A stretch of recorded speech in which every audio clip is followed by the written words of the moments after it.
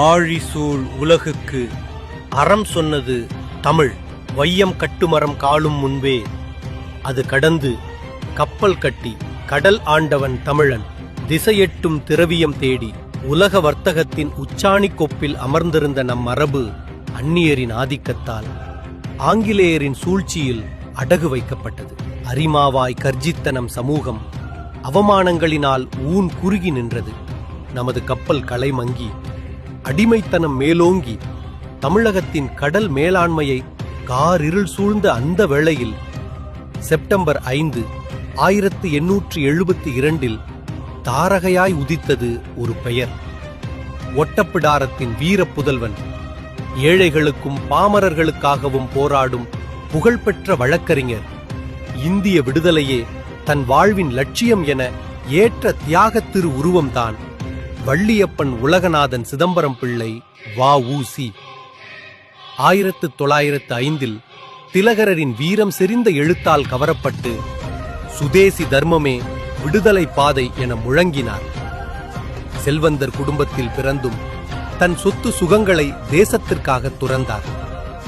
1906 சுதேசி நாவாய் சங்கம் தொடங்கி அடக்குமுறைகள் 1000 வந்தும் SS காலியா, SS லாவோ என 2 பிரம்மாண்ட கப்பல்களை தூத்துக்குடிக்கும் கொழும்புக்கும் இடையே ஓடவிட்டு வெள்ளையனின் ஏகாதிபத்தியத்தை எதிர்த்து வீர முழக்கமிட்டு கப்பலோட்டிய தமிழன் எனும் சரித்திர பெயர் பெற்றார். இந்திய தொழிலாளர்களின் உழைப்பை சுரண்டும் ஆங்கிலேயர்களுக்கு எதிராக 1908 கோரல் நூற்பாலை தொழிலாளர்கள் வேலை நிறுத்தத்தில் ஈடுபட்டு வெற்றி கண்டார். இப்படி அவர் ஆங்கிலேயரின் ஆதிக்கத்தை எதிர்த்ததற்கு அவர் கொடுத்த விலை 40 ஆண்டுகள் இரட்டை ஆயுள் தண்டனை.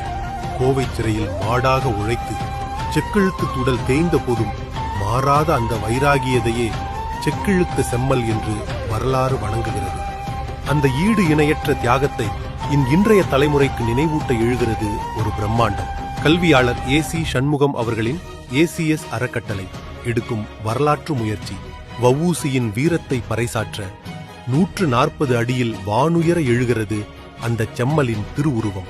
மாண்புமிகு இந்திய குடியரசு துணைத் தலைவர் திரு C.P. ராதாகிருஷ்ணன் அவர்களால் இந்த திருவுருவச் சிலைக்கு அடிக்கல் நாட்டப்படும். இது வெறும் சிலை அல்ல, தமிழனின் வீரத்தின் அடையாளம். தேசப்பற்றை வருங்கால தூண்களுக்கு புகட்டும் ஒரு வரலாற்று பாதை.